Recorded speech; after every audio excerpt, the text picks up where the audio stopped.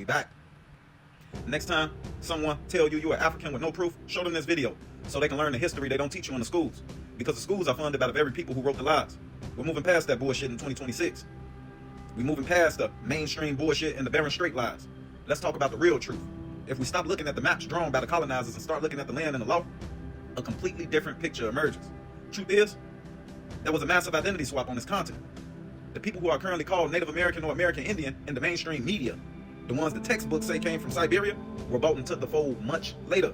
Not when they say, much later. They were given that title. You hear me? They were given that title. And that title didn't originally belong to them. The original people of this land were not from the East. They didn't cross a bridge of ice. They were already here.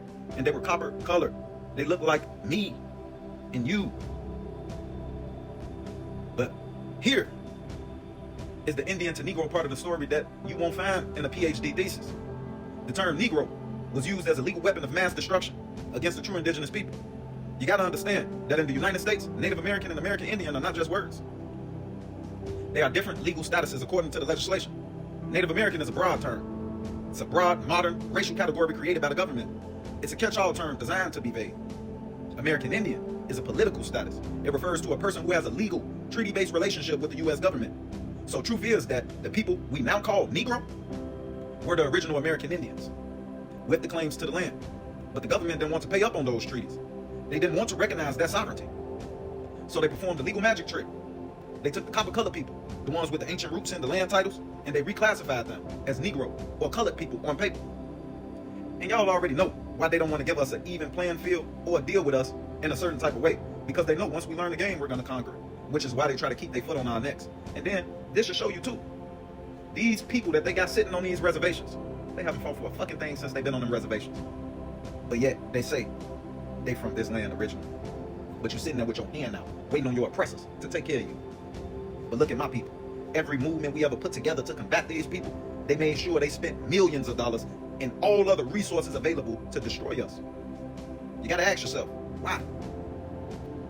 But let me get back to what the hell I'm talking about today, which is the Great Reclassification. They did this so they can get a title of Indian to a different group, the group the mainstream calls Siberian or East Asian. Y'all seen them? You know what? I ain't gonna even be disrespectful, but y'all know who we talking about here. The people that's claiming to be us, and they think we claiming to be them, but we don't want to be no goddamn Native American. Anybody could be a Native American.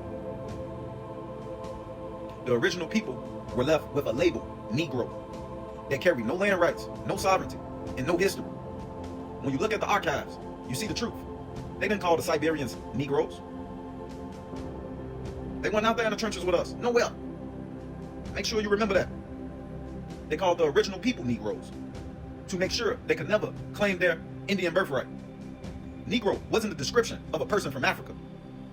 Negro wasn't a description of a person from Africa. Negro wasn't a description of a person from Africa. It was a legal tag used to mark the original Americans as property of the state. So when you hear someone say they don't want to be called Indian, they lost, especially if they look like me.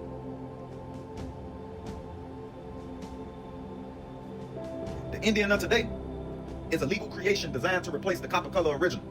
They aren't trying to be anything else but what we are by blood. The truth is, the Negro is the original American and the American Indian.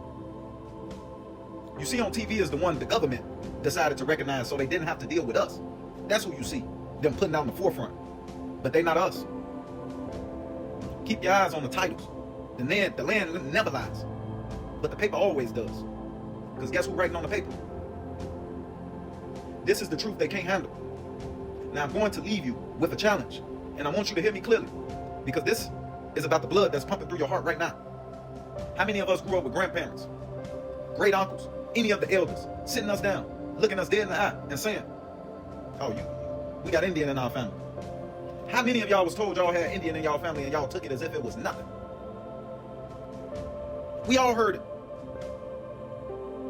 It was a thing told to each and every one of us in every household, from the Carolinas to the Mississippis. But we were young. We were conditioned. We let it go in one ear and out of the other because the TV, the textbooks, the movies told us that an Indian had to look like a Siberian or East Asian migrant or a Hollywood extra We looked in the mirror, saw our copper skin and our distinct features, and let the world convince us that our elders was just lying to us. We believed fucking foreigners and strangers over our own family. The elders didn't lie. The paperwork and the people that was teaching you lied. Here's my challenge though. Stop taking their word for it. Stop believing the out of Africa bullshit that's been passed over our family tree. We not them, and they not us. I want you to go back. I want you to pull the records. I want you to dig into your genealogy, the census records, the birth certificates, the old family Bibles. And I'm telling